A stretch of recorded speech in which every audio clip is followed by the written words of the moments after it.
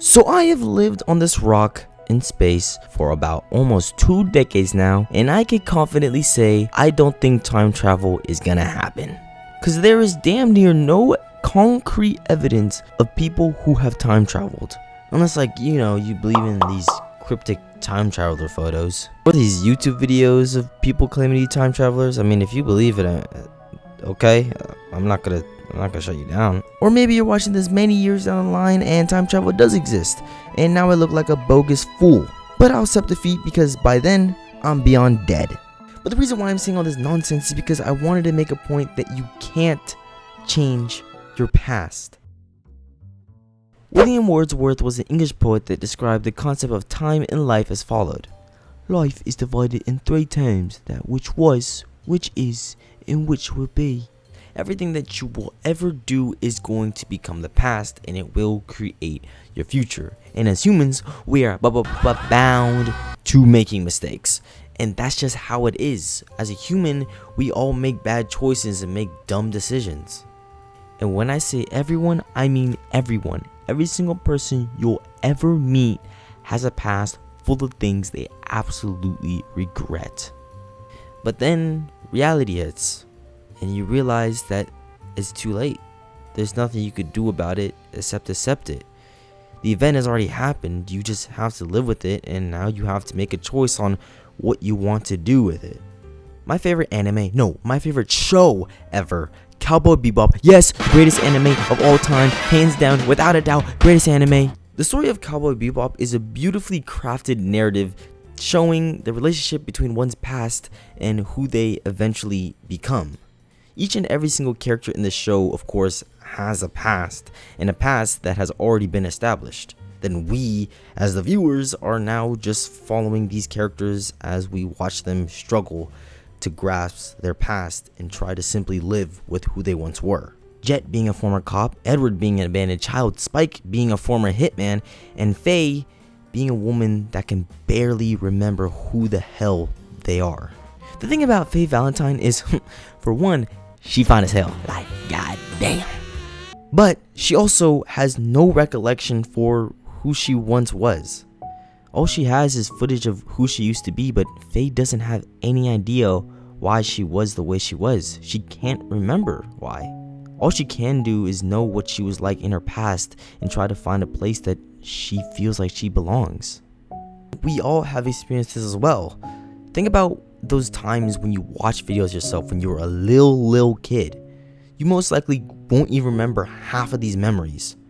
Not remembering why you acted this way. But the way you acted then when you were a little kid is not who you are today. It's the past, and that's just how life is. The past happens and you just move on. You continue to create an identity for yourself. Okay, but I would be lying if I said the notion that your past doesn't identify who you are in the present. Because your past does still identify who you are today. But with that being said, it doesn't necessarily mean you can't further develop yourself to become your ideal personality. In both Red Dead Redemption games, they make a beyond gorgeous narrative centered around this concept. An outlaw with a past of killing innocent folks and stealing, robbery, theft. But then they begin to realize what they truly value the most. Having a recollection of their moral beliefs, improving themselves not just for themselves but for the world that they care to see. The characters of John Marston and Arthur Morgan perfectly presented the idea of redemption. They have their own past and they have their own regrets, but still they changed. But alright, I get it. These are just stories of fictional characters. This stuff doesn't happen in real life, it only happens in fantasy land. First of all, you have a cynical way of thinking. You should be ashamed of yourself. And you have a fair point. But I have a claim to make.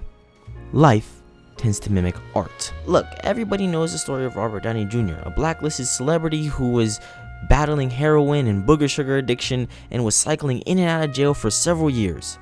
But of course, look at his status in the present.